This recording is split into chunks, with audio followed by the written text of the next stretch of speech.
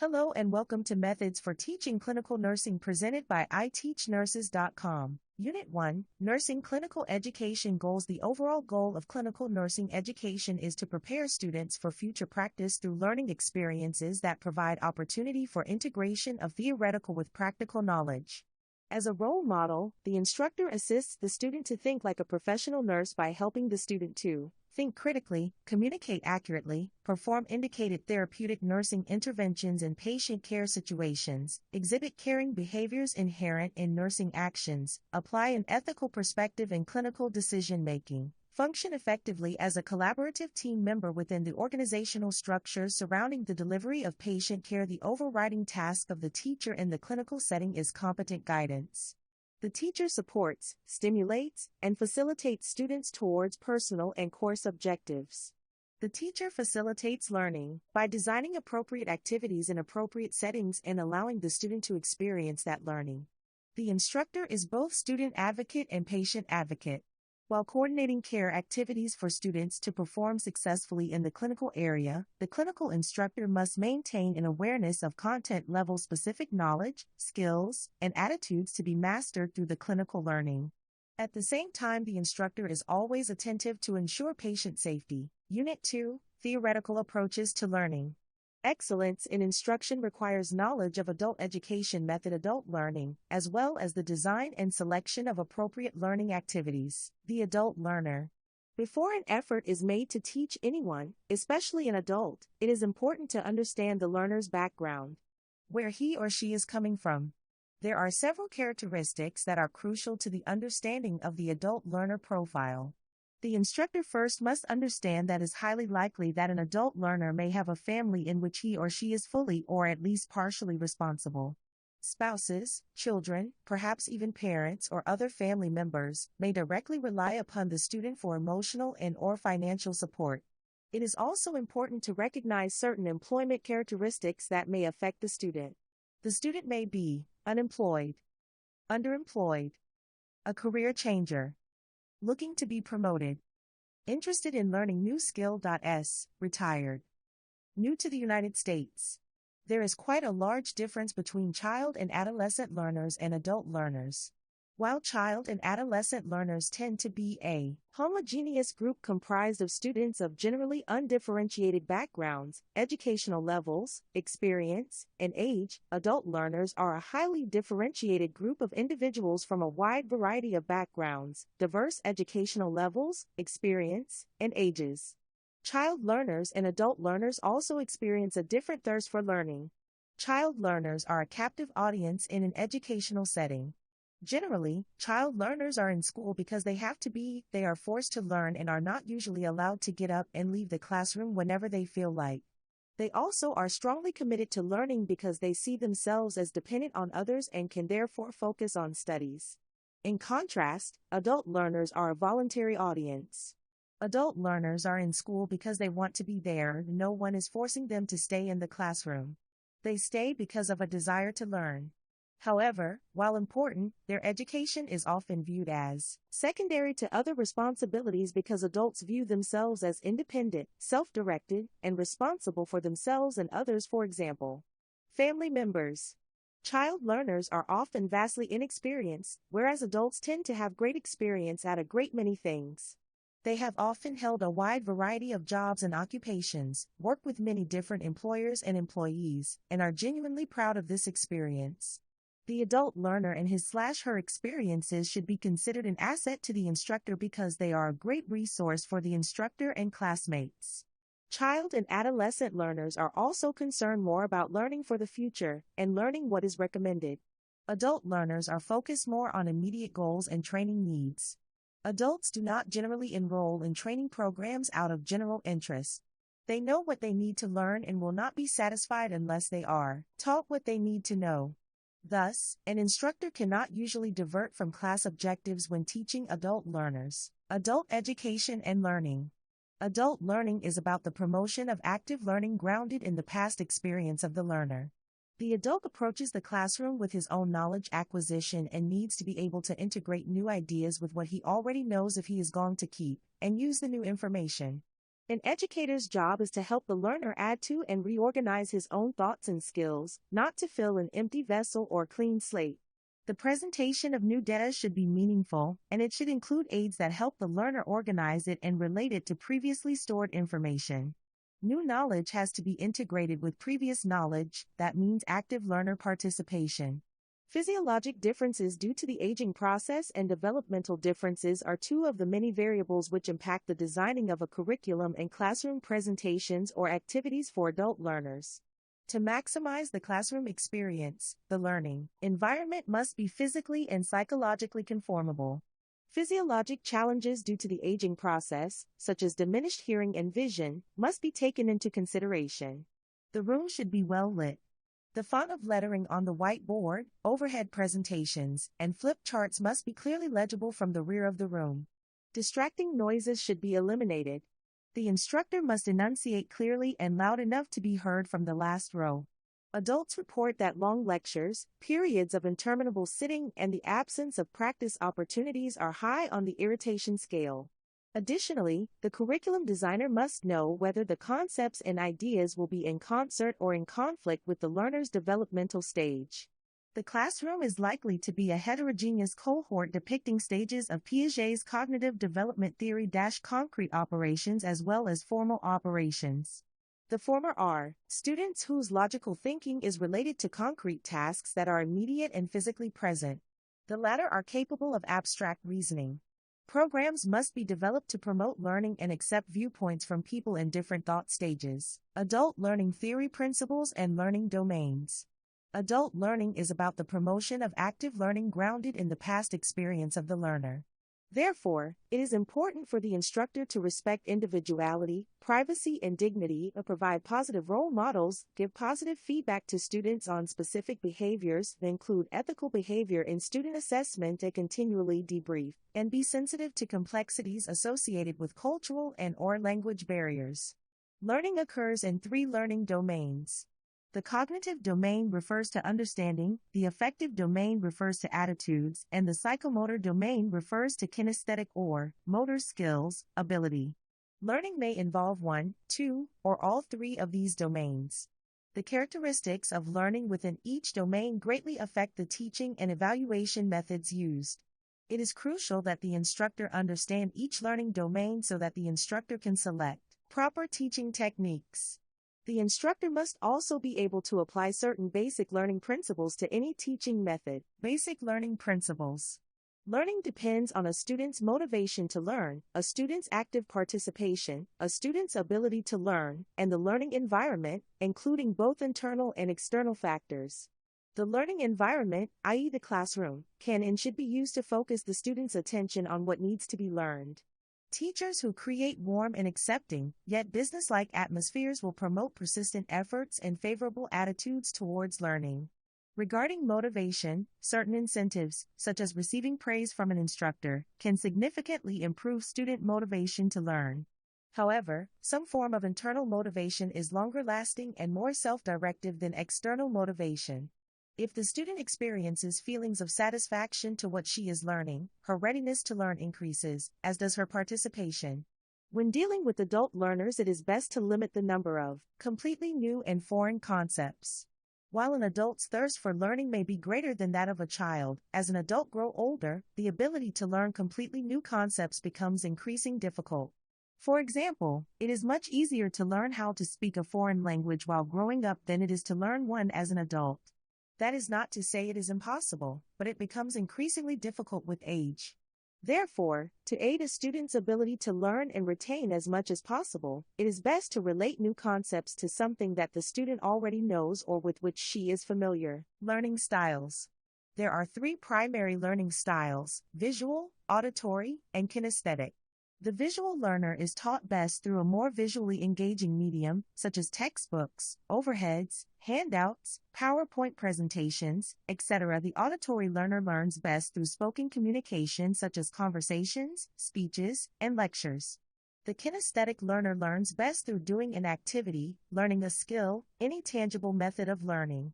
The learning style determines both how the student approaches learning as well as how the student applies certain methods.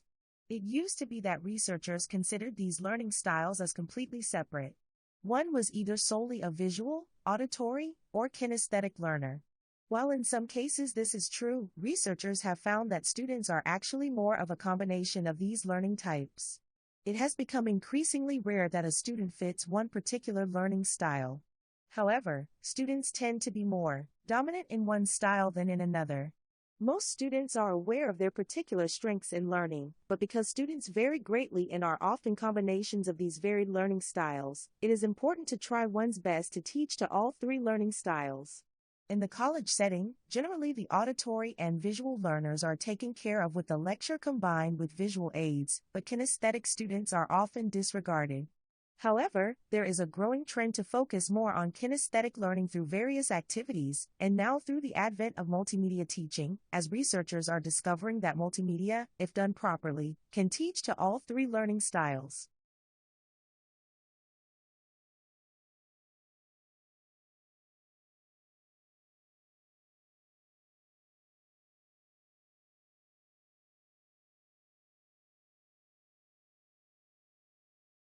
Seven principles for good instruction. Number 1. Good practice encourages contacts between students and faculty. Frequent student-faculty contact in and out of class is a most important factor in student motivation and involvement. Faculty concern helps students get through rough times and keep on working. Knowing a few faculty members well enhances students' intellectual commitment and encourages them to think about their own values and plans. Number 2. Good practice develops reciprocity and cooperation among students. Learning is enhanced when it is more like a team effort than a solo race. Good learning, like good work, is collaborative and social, not competitive and isolated. Working with others often increases involvement in learning. Sharing one's ideas and responding to others improves thinking and deepens understanding. Number 3. Good practice uses active learning techniques. Learning is not a spectator sport. Students do not learn much, just sitting in classes listening to teachers, memorizing prepackaged assignments, and spitting out answers. They must talk about what they are learning, write reflectively about it, relate it to past experiences, and apply it to their daily lives. They must make what they learn part of themselves. Number 4. Good practice gives prompt feedback. Knowing what you know and don't know focuses your learning. In getting started, students need help in assessing their knowledge and competence. Then, in classes, students need frequent opportunities to perform and receive feedback on their performance.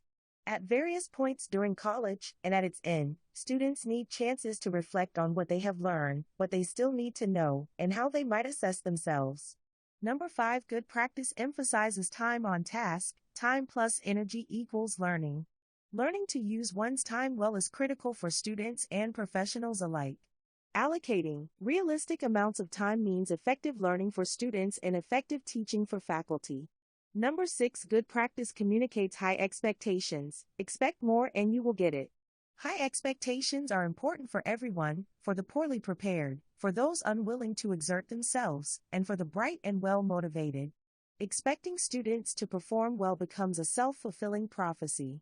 Number 7. Good practice respects diverse talents and ways of learning. Many roads lead to learning. Different students bring different talents and styles to college. Brilliant students in a seminar might be all thumbs in a lab or studio. Students rich in hands-on experience may not do so well with theory.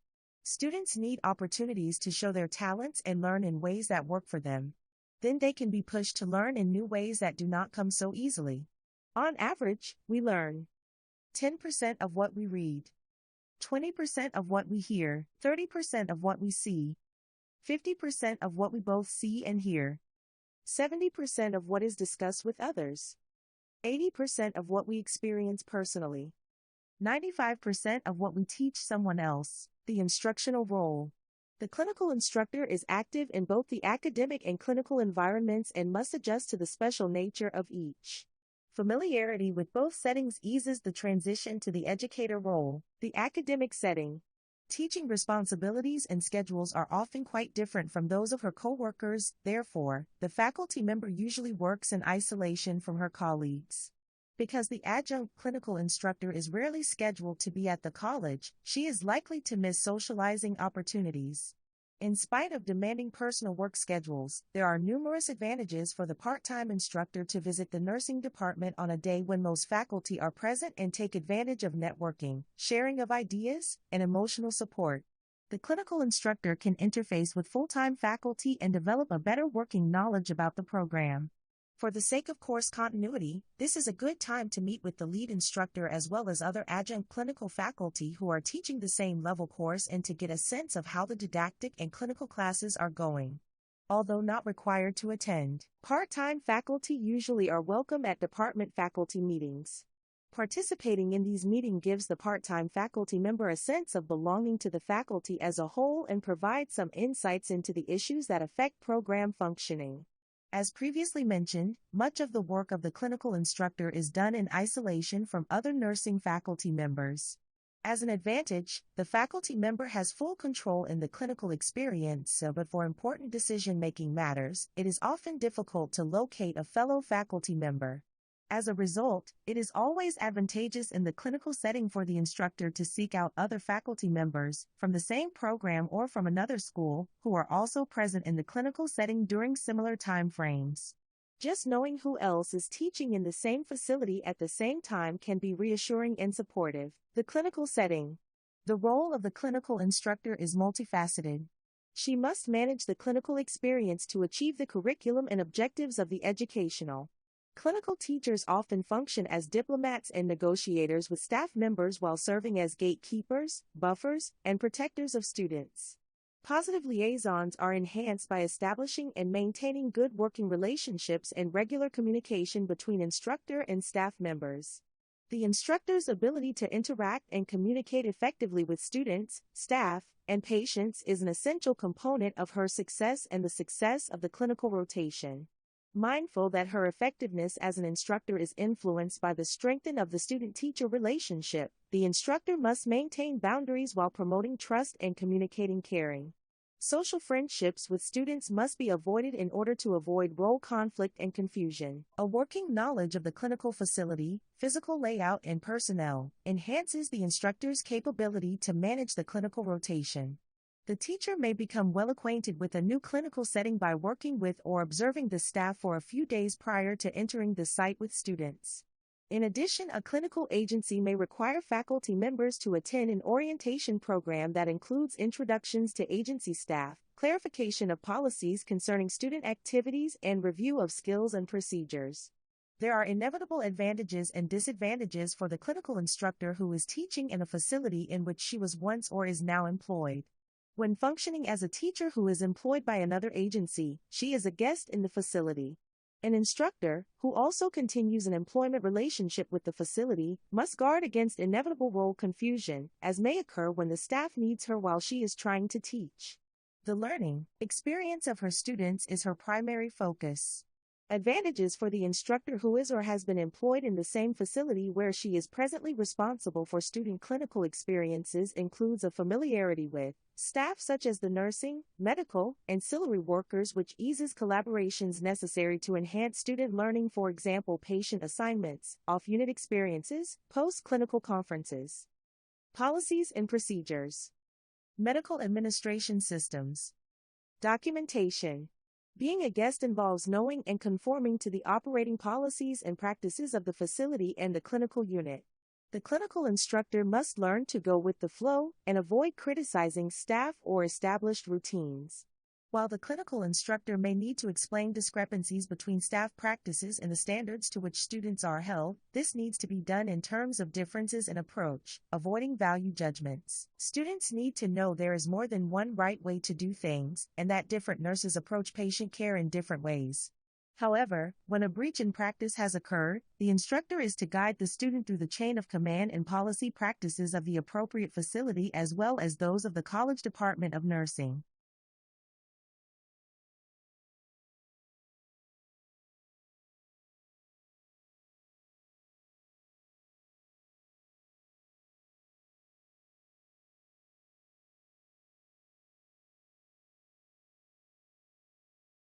Assessment. Prior to entering the clinical setting, the instructor must assess each student for level of relevant skill development as well as cognitive and affective preparation. When learning complex skills, it is easier for students to practice first in a simulated setting away from the stressors of the actual practice setting. After ample skill practice time and before gaining entrance to the clinical area, the student should be tested for competency in newly acquired skills. Student clinical assessment continues throughout the semester. Once the hospital rotation has commenced, a minimum of an interim and a final evaluation of individual student performance should be provided. Each week, summative reports, based on anecdotal notes of clinical accomplishments, are to be reviewed with each student.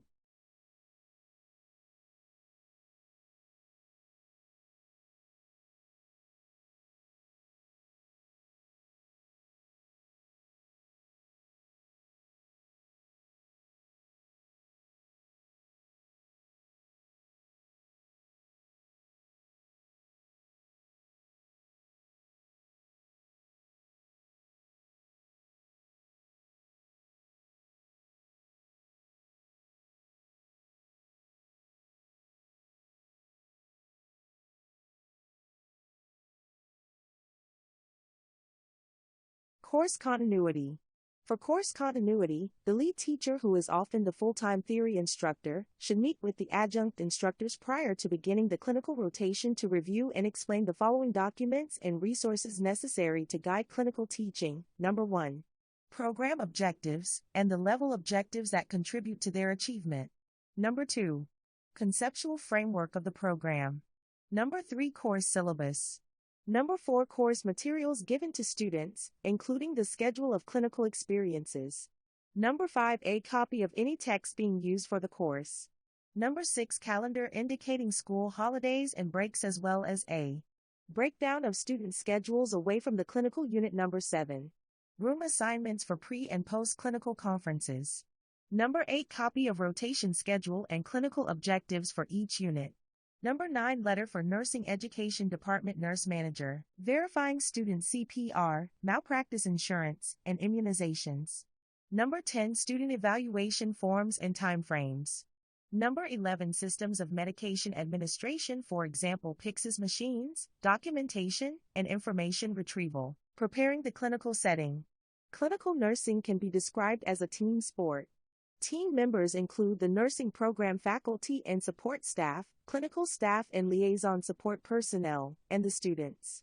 The most successful clinical experiences do not usually just happen but are the result of the teacher's knowledge of and collaboration efforts with the involved team subgroups. One of a clinical instructor's greatest tasks is creating a safety net environment for students so that they might develop confidence in their emerging competencies. The better the interfacing with the various members of her team, the more accepting staff will be to their interactions with students. Clinical staff. Groundwork in preparing the clinical agency staff for a clinical rotation usually begins with the teacher's initial contact with the agency. Solid working relationship with the nursing staff often results in important benefits for the students. Therefore, communications between faculty and facility staff are vitally important. Approximately 6 to 8 weeks before the first clinical day, letters should be written to the facility liaison person and unit managers to alert staff to the beginning of a new clinical rotation. Included in the letter are the dates and times of the rotation, units the students will be assigned to, and skill level of the students. So that staff members might fully participate in the instruction of learners, the roles of teacher, students, and staff members should be defined. Additionally, when entering the facility at the very beginning of clinical experience, the lead instructor or part-time clinical instructor must provide the facility liaison person with, number 1, her name and phone number. Number 2. Student list of names. Number 3. Clinical learning activities for teacher, student, staff. Number 4. Clinical learning objectives. Number 5. Clinical schedule. Number 6. Level of the student. So that the members of a nursing unit might be adequately ready to help students identify and work through advantageous learning experiences, each nurse manager on whose units the students are assigned must be given a student clinical schedule, a list of instructor and student names, and course clinical objectives. Staff members also need to be aware of specific learning objectives as well as the level of the learner. Staff need to know which patients have been selected for student assignments, and in which activities students will be involved. It's critical that they know about students' responsibility for administering medication and for completing documentation on care activities. When properly informed about student learning needs, many nursing staff enjoy assisting with patient assignment selection by providing input about which clients might best enable students to meet objectives as well as those that should be avoided if possible. In turn, staff expect that changes in a patient's condition be reported promptly to the appropriate staff member. Unit staff need to be informed of expectations concerning their role in evaluating student performance. Clinical staff need to trust that the instructor will remain open to criticisms and suggestions about the course of the clinical experience and the performance of individual students. The instructor can invite such feedback, both positive and negative, by asking staff if there is anything about which the instructor should be aware or by simply asking how the day went after students have left the clinical area. The student/staff communication sheet is an alternative vehicle for reporting student performance. When problems are identified, the instructor should deal with these and then report back to staff that the problem has been addressed. O'Connor, p.56, although staff member feedback is valuable in formative evaluation, the teacher is always responsible for summative evaluation of learner performance. Because awareness of problems involving students sometimes surface in the clinical setting after the clinical group and instructor leave the facility, staff also need to know whom to contact at the college. The instructor provides key staff, for example, the facility liaison person and unit manager, with the names and phone numbers of the program director, secretary, and herself. In this era of high patient census and acuity, working with students to complete patient care can be extremely time-consuming and stressful. For busy staff, whenever possible, students must exhibit a willingness to help staff when help is needed to provide quality patient care. Reciprocating for the accommodations staff make in helping students is a must and contributes to a sense of a team effort. To help students settle into a new clinical site, the instructor must provide the members of the clinical group with information about the learning objectives, the clinical agency, the roles of teacher, student, and staff member, rotation schedules, and maps to facilities utilized for the rotation. Students want to be as independent as possible, but also want the faculty member accessible and supportive in helping them to find critical information, collect clues, figure out how to put assessment data together, develop appropriate nursing action, and evaluate results. They are aware that they will need to be corrected as they learn, but expect that corrective criticism will take the form of a learning experience rather than an embarrassing encounter. Learning becomes exciting and goal achievement possible when students are valued participants in the learning effort. Give students the freedom to learn by doing. Set high, but reachable, standards coupled with an expectation that students can and will meet them. You can do this. Engage in collaborative problem solving with students as they struggle with the day's assignment. Provide constructive criticism that includes comments on positive as well as negative behaviors and is phrased to build students' confidence in their potential to succeed. When students can trust that the instructor will not reprimand them in public, they lose the fear of being humiliated in front of staff, peers, and patients and become more accepting of corrective feedback before the clinical experience begins. If at all possible, plan to meet with the clinical group the day before orientation to the healthcare facility. Meeting the clinical instructor, even for a few minutes, in the campus setting strengthens the instructor's connection with the program and the group. See video, Student Orientation. The initial meeting should be used for introductions and for providing necessary information related to the clinical setting, such as written directions to the facility including a map. Safety issues, reminder to leave valuables at home.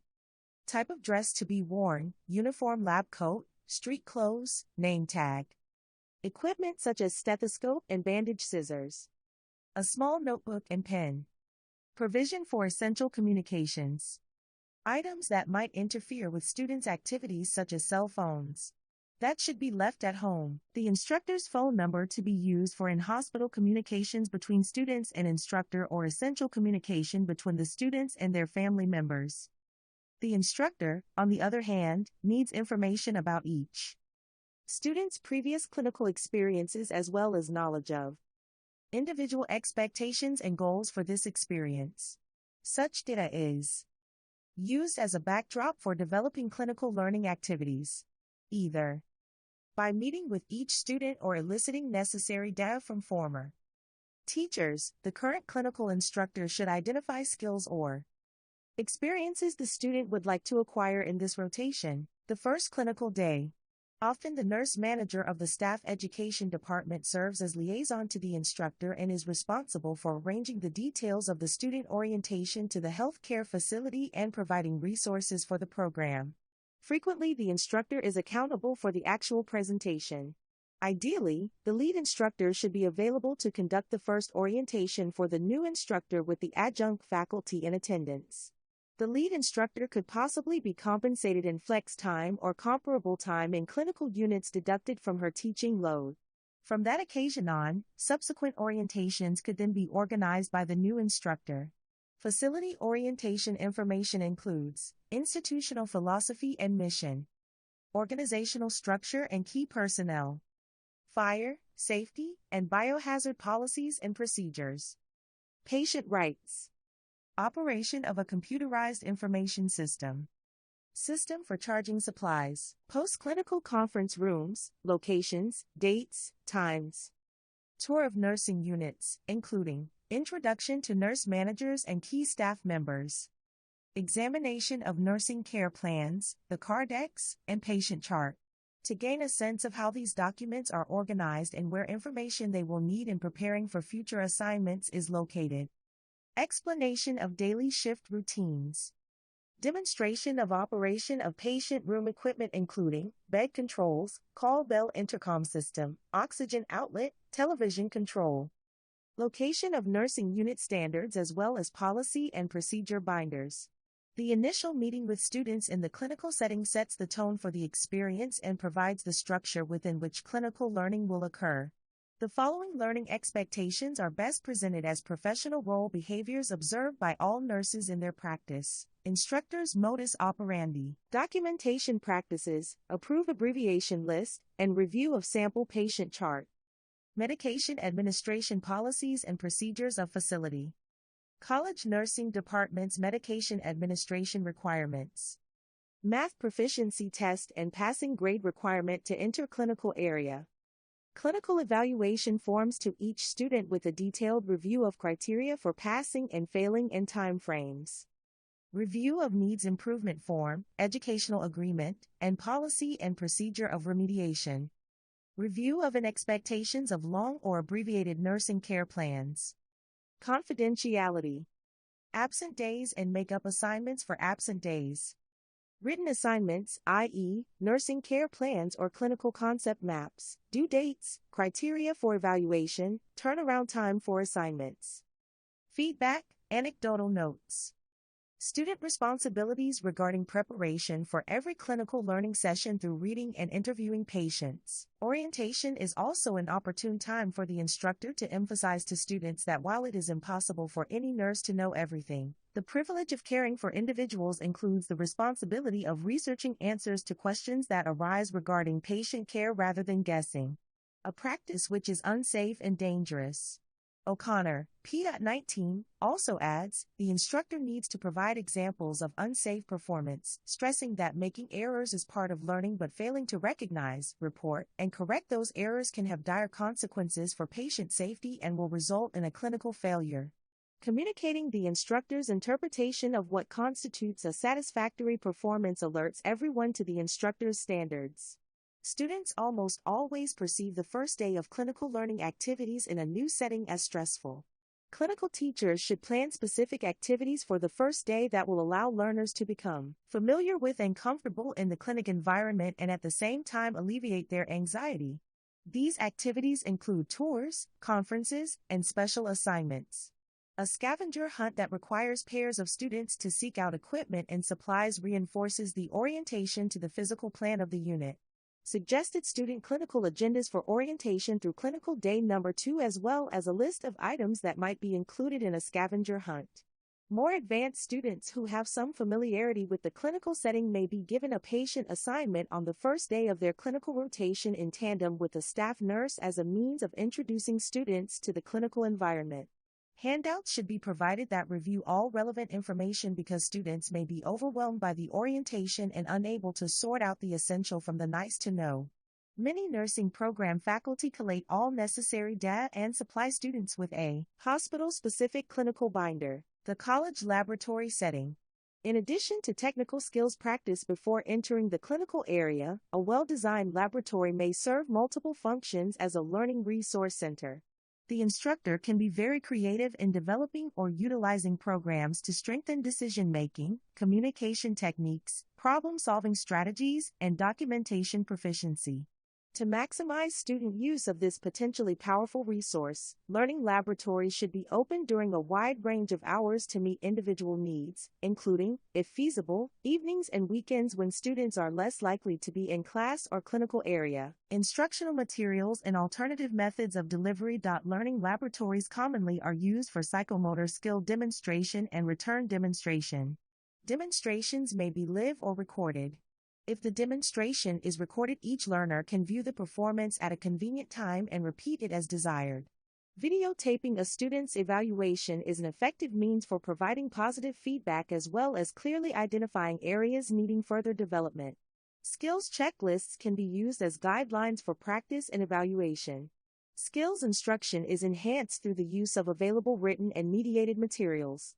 Many clinical objectives and competencies may be met by the students themselves through self-directed learning activities. Whether planned by the teacher as part of the clinical activities or recommended to meet specific learning needs, self-directed activities are intended for completion by students on their own. Mediated materials that depict various nursing skills or case studies include film strips, videos, computer-assisted or computer interactive programs, CD-ROMs, and the Internet. Technology-mediated instruction facilitates learning by offering additional instructional delivery tools and strategies which complement new skills being introduced by faculty. Simulate clinical equipment too costly for the nursing department to purchase, i.e. PCA pumps, IV pumps.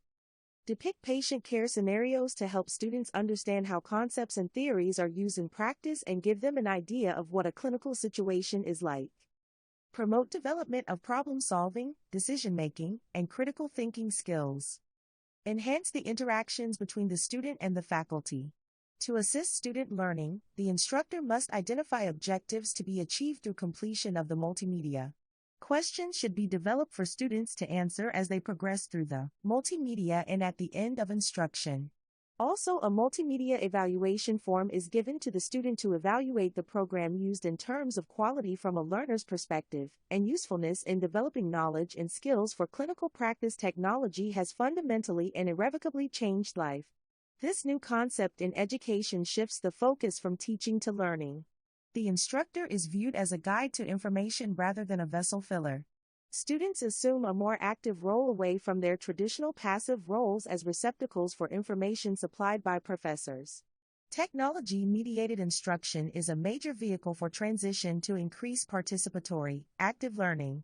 Technology provides students with individualized activities that accommodate differences in students' levels of preparation, pace of assimilating information, and learning styles. Lastly, as students prepare to enter nursing, a team sport, multidisciplinary learning, where students are working in groups of 2s or 3s, engages learners in interactive collaborations, structuring the laboratory experience. Because several classes of students frequently vie for use of the college laboratory, reserving a room or rooms for a group of students can be frustrating. In order to maximize time and utilization of the campus laboratory setting, students should be informed of their responsibility to review the designated skills prior to college laboratory sessions. When students have read in advance or viewed the mediated material, the instructor can immediately demonstrate critical elements of the skill using a student volunteer or mannequin. While performing the skill and with focus on the rationale for various aspects of the activity, the instructor often shares aspects of a technique that are less noticeable on the film as well as helpful hints of the trade that she has learned in actual practice. At the conclusion of the demonstration, students then practice the skill under the guidance of the teacher or assistant, either on their own or in pairs. Because they have come to class prepared, students have substituted increased practice time for time that would have been spent watching a film or video. The instructor has more opportunity to facilitate individualized student learning by observing performance, offering suggestions and corrections, and answering questions. The instructor, with a large number of students but a limited amount of time to assess for performance of the newly learned skill, will need some assistance to test for competency. The aid can come from group members. Once a student has successfully accomplished the skill, she can then help her peers as they practice the procedure. In fact, each student who successfully demonstrates the skill to the instructor can be empowered to both teach and evaluate other students. Spot checks of student technique by the instructor ensure that peer teachers are maintaining standards.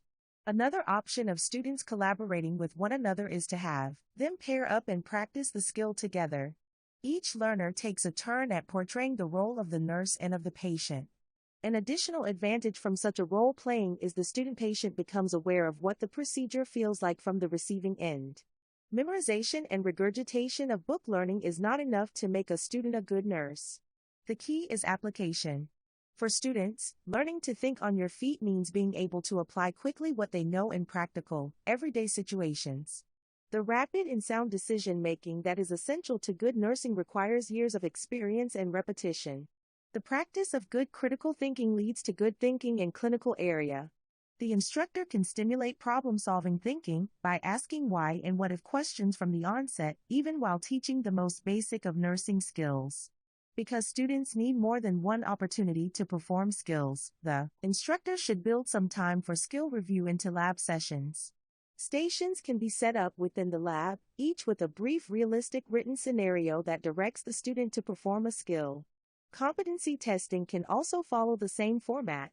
The following is an example of a scenario combining decision-making proficiency as well as skills testing. Joni has just received a new client on her unit who is to receive 1 unit of red blood cells within the next hour.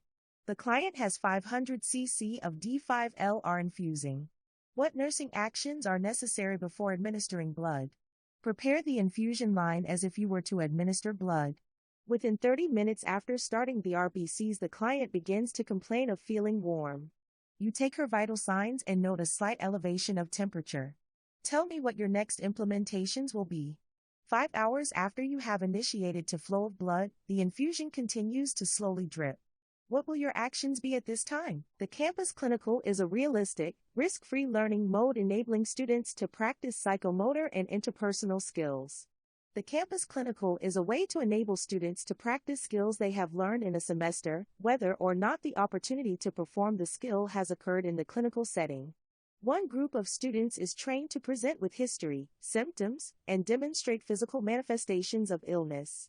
A second group of students, the nurses, then complete assigned tasks, including necessary communications, observations, assessments, and record their actions in the patient's charts. At the conclusion of the day, a post-conference debriefs both nurses and patients. Role-playing games can be used in which the learner portrays a certain role as a way of experiencing that role. There is a game intended to stimulate sensory and motor deficits experienced by the elderly. A series of props to feign common problems are used: magnifying glasses that have been clouded to create cataracts, cotton plugs for ears to simulate hearing problems, and gloves to decrease tactile sensations. Once the props are applied, students are encouraged to perform simple tasks, like opening a medication bottle. Research on the utility of the college laboratory in nursing education suggests that preclinical testing of skills is an effective strategy for reducing anxiety related to initial transfer of skill learning from a laboratory to a clinical setting and enhancing self-confidence. When feasible, consider scheduling competency testing in the laboratory setting of the same hospital. Students will be experiencing clinical rotations. A major advantage is the availability of costly hospital-specific equipment, for example 4 pumps, PCA pumps, chest tube sets. While clinical skills evaluation is an effective tool at the beginning of a semester to assess student readiness to enter a more advanced semester, competency testing may also be completed midway or at the end of the semester to note student progress. The clinical practice setting. Most students and instructors have at least some anxieties and expectations prior to beginning a new clinical rotation. Preparation of students for the clinical area is critical for promoting confidence within the group and positive attitudes about learning. Under the guidance of the instructor, disconcerting concerns and fears are disclosed and expectations revealed. Expectations, hopes, and fears. A great exercise involves each student identifying her expectations, hopes, and fears on 3 separate yellow sticky notes. The instructor divides a whiteboard or flip chart into 3 separate columns, expectations, hopes, and fears, and then directs each student to post her sticky sheet in the correlating column. Each student or the faculty member then verbally reviews the concerns and, jointly, the group examines solutions. Depending on the level of the student group, students can reveal such perceived proficiency deficits as in documentation, medication administration, skills performed, or management skills. With the information she has acquired, the instructor now has the opportunity to tailor-make learning activities for each student's learning experiences. The instructor can also utilize the data in planning post-clinical sessions. The revisiting of student concerns in post-clinical conference provides a wonderful opportunity to check in on progress being made on various issues and provides validation of student input. Selecting clinical learning experiences. The clinical setting is an environment rich in opportunities for learning. Clinical assignments should be selected according to criteria such as course learning objectives, needs of patients, availability and variety of learning opportunities in the clinical environment, and the needs, interests, and abilities of learners. While it is the teacher's responsibility to oversee the selection of learning activities, learners are encouraged to participate in selecting their own assignments. Equally important to selecting clinical learning experiences is motivating performance. Enthusiasm in patient care activities can be encouraged by an explanation as to why the activity is important, and by the passion displayed by the instructor for her work and to nursing in general. A variety of backup plans are necessary so that on each assigned clinical day the student has the possibility of being exposed to quality learning opportunities. The following activities can be used as alternative approaches to clinical learning experiences when original plans for student assignments go awry. Health teaching, knowledge base, and skills are enhanced when a student works along with the facility's recuperative therapist.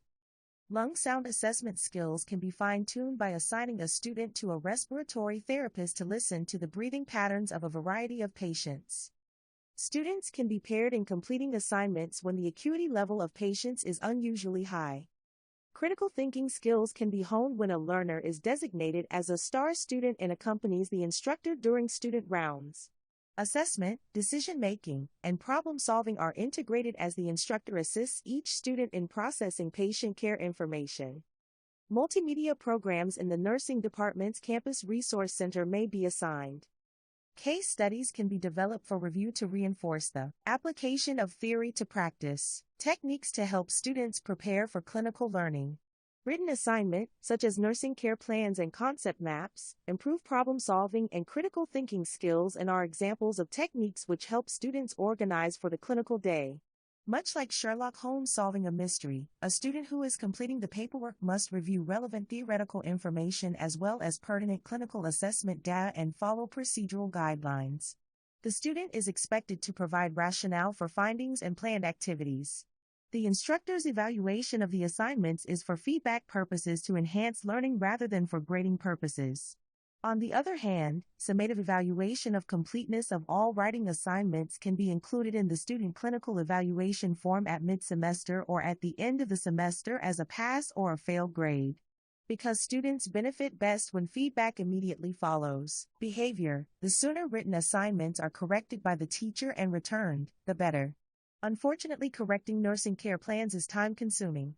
Turnaround time frequently is delayed and the student does not have access to the corrected form until long after the clinical experience is concluded.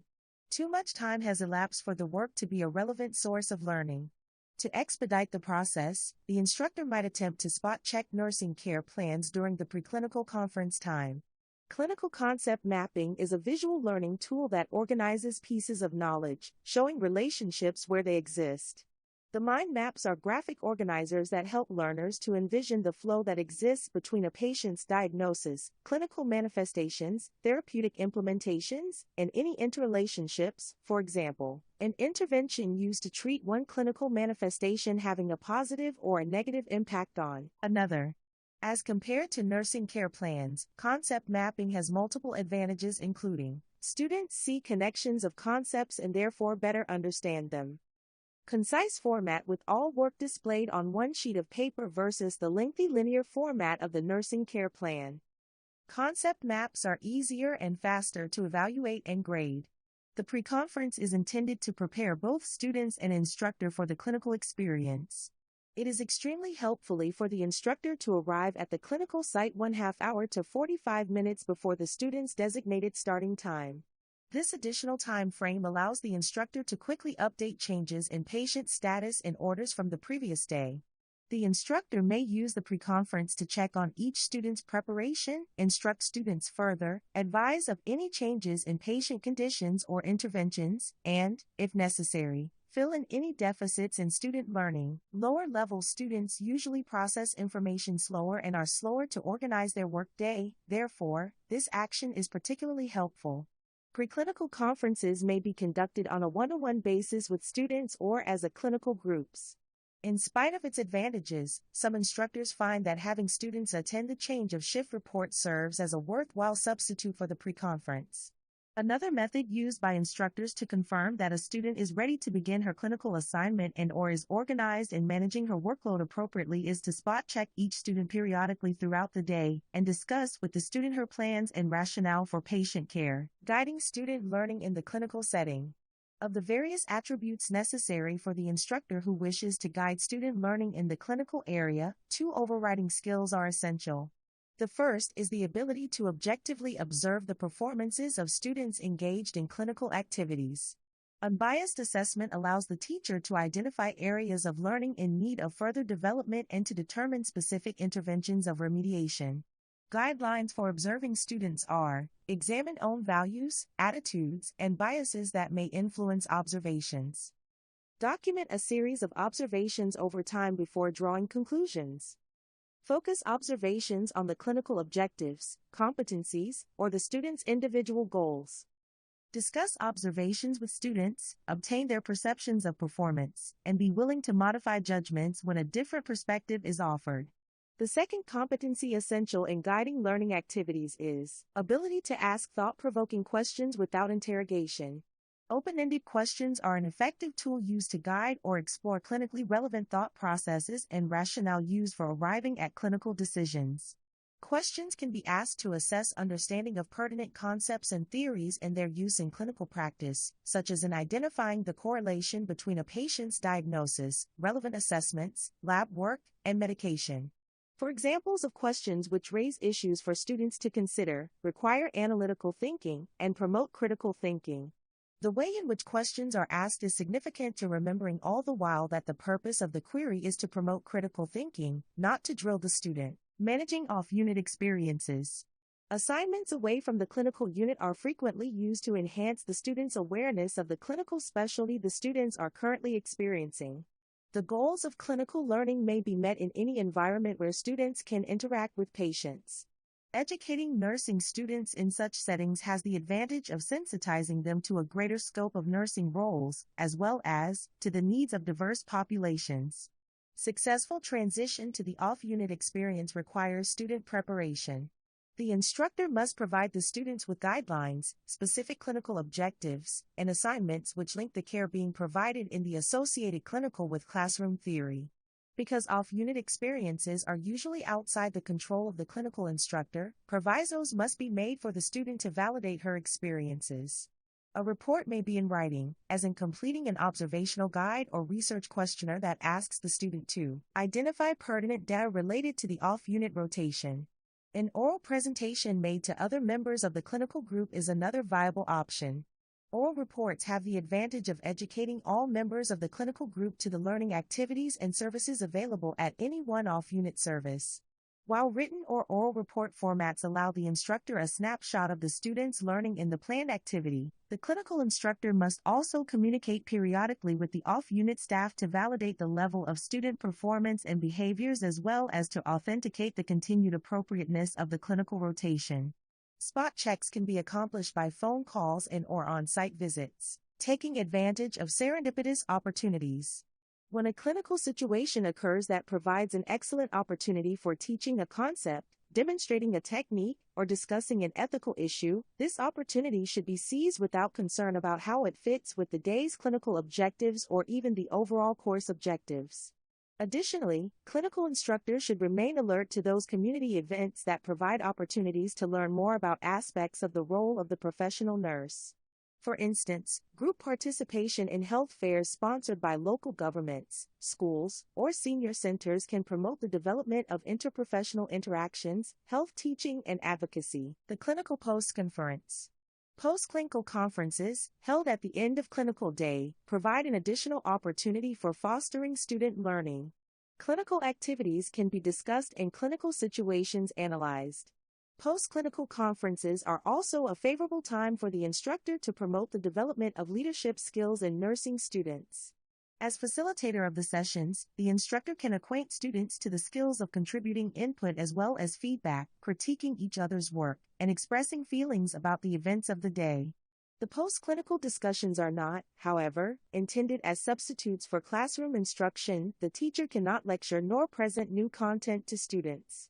Instructors utilize the following activities to expedite active involvement of each student: ask questions, suggest ideas, and present leading statements. Provide non-threatening feedback. Assign students to present an oral review of medications specific to course objectives or current nursing specialty. Delegate students to an oral presentation of a particularly interesting actual or potential case study focusing on subject matter currently being studied in the didactic portion of the class.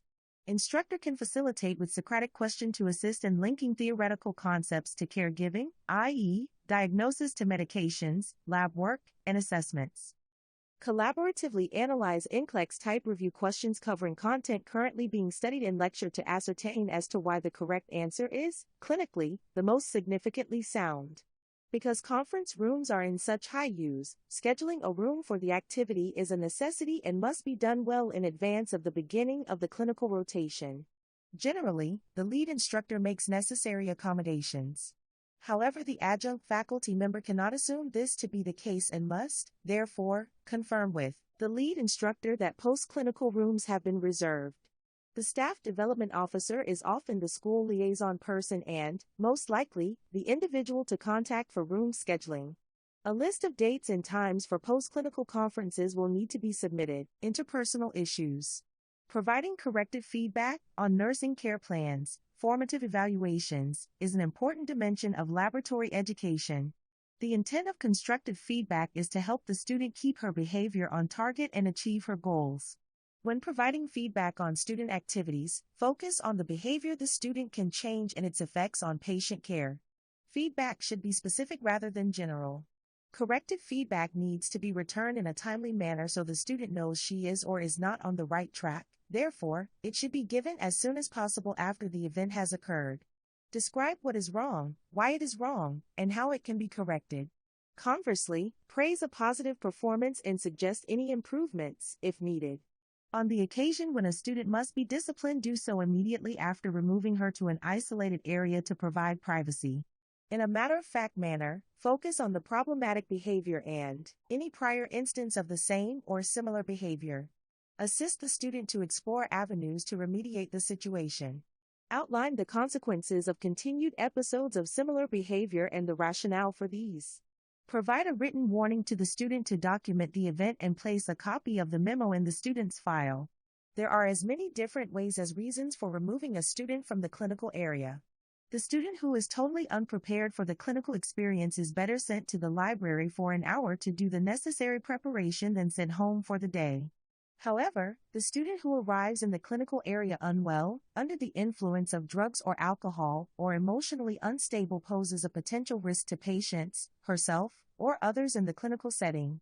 The instructor must quickly evaluate the situation in terms of the possible hazards it presents and remove the student from the setting if necessary. It is important to check in advance what the college's nursing department defines as its policy in removing disturbed students from the hospital. When a student must be removed from the clinical area, notify staff that the student is leaving and discuss plans to cover her assignment. As soon as possible, report the incident to the school contact. Acknowledge to others in the group that the student has left for the day. After the clinical experience is over, attempt to determine what happened after the student left the clinical site. Instructional skills for the clinical practice setting. Student nurses tend to gauge their being a real nurse by the sum and diversity of technical skills they have performed. In their eagerness to accomplish as many procedures as possible, students sometimes fail to prepare adequately. Supervision of student performance of technical skills. The new instructor must be aware of potential pitfalls that may occur in any stage of skill development and take actions to set the scene for a positive learning experience to ease the process for skill mastery. The clinical instructor can do the following. When paged by a student seeking permission to perform a technical skill, make the following inquiries. Has the student performed the procedure in the past? In the hospital? With success? At what time is the procedure to be performed? Does the student need to review the critical elements and does she have the specific clinical skill checkoff list? Does the student have access to the procedure information specified by the nursing unit? Have the necessary supplies been gathered? Has the patient been informed of the upcoming procedure? Once the instructor has arrived on the nursing unit, review with the student, ideally, in a quiet area, free of distractions, the various steps of the procedure. At the bedside, if possible, the instructor might consider standing near at hand, but out of visual range of the patient, so that if necessary she may provide nonverbal assistance to the student. The clinical instructor must acquire the ability to maintain an attentive presence while the student performs a new skill and allow the student to complete the procedure unless there is an evident cause to take over. If the student is having some difficulty, the instructor can facilitate by offering words of encouragement or clues as to next steps. Talking the patient through the procedure, as long as the language used is comprehended by the patient and his family, diverts attention from the support the instructor is giving the student. Another technique for supporting a student in a new learning experience is for a peer who proficiently performs the procedure or the instructor to assume the role of assistant.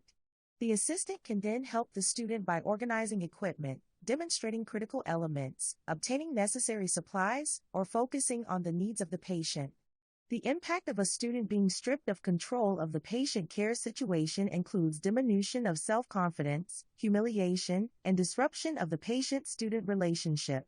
In spite of these negative repercussions that are likely to result when the instructor takes over for the student, the clinical instructor must be prepared to intervene when the student's actions, inaction, or ineptitude jeopardize patient safety. The instructor should calmly and assertively intercede. For example, the instructor might say, "I'll finish packing this wound, Jill, while you prepare the following dressings."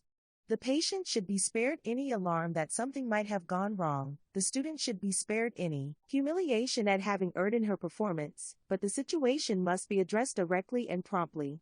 The instructor should return the procedure to the student for completion if it is safe to do so, and must conduct the debriefing with the student after the patient's well-being has been assured and the student and instructor are away from the patient's room.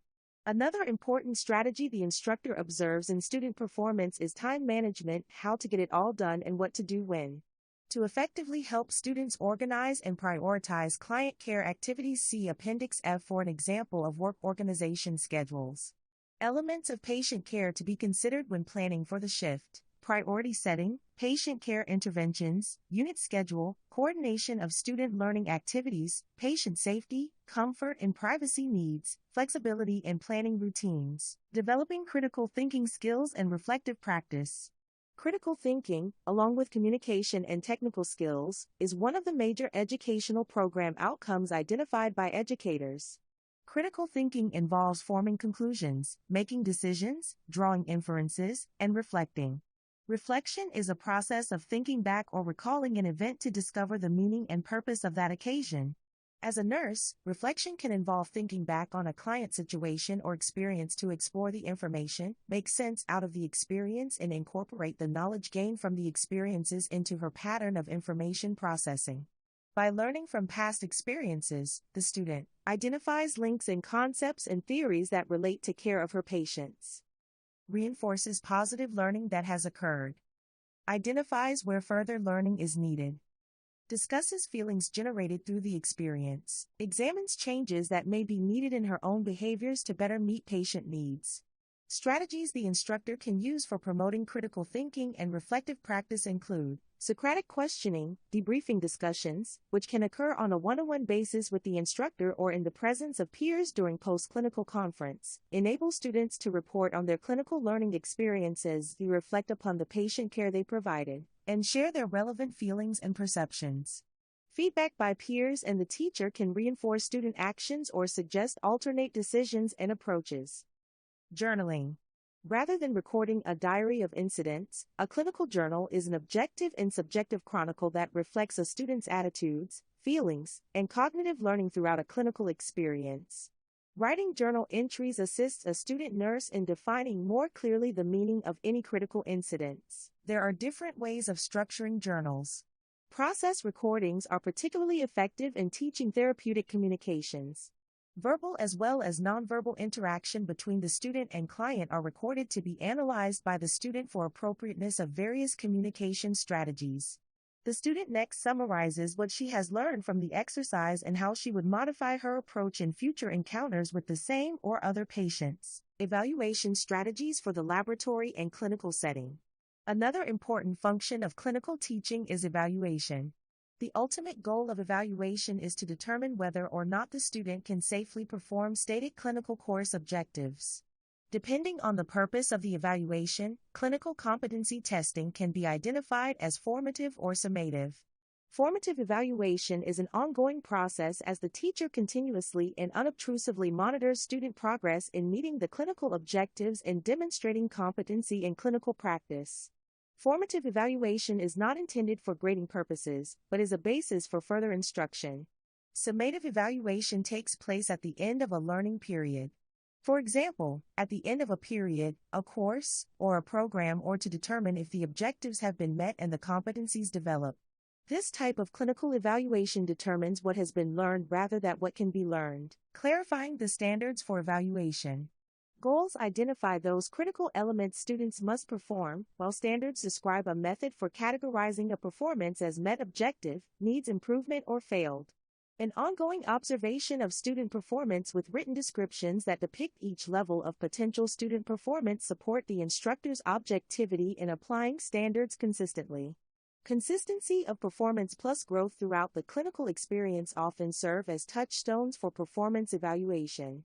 As mentioned earlier, a copy of a course-specific clinical performance evaluation form must be reviewed with each student at the beginning of a clinical rotation to clarify course expectations.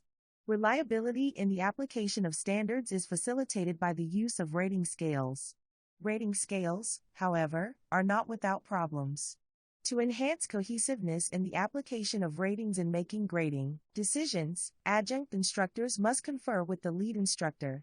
For instance, does a mid-semester rating of needs improvement performance for any one of the objectives result in a failure in the clinical component of the course, or must a majority of objectives be rated at a low level to justify a clinical failure? Additionally, a needs improvement performance might be acceptable at mid-semester, but inadequate for a final grade. Lastly, certain objectives are imperative to safe practice and may be identified with an asterisk. These are elements that must be present whenever a skill is performed. Selecting and applying evaluation methods. Because clinical objectives cover the spectrum of cognitive, psychomotor, and affective learning, several types of evaluation tools may be used to assess student achievement. The following are a sampling of the many clinical evaluation methods from which to choose. Anecdotal notes are a narrative description of the observed behaviors of a student and are a means by which data are recorded for later evaluation. Both positive and negative behaviors should be documented for subsequent use. The written evaluation provides feedback that is useful to students and substantiates the ratings.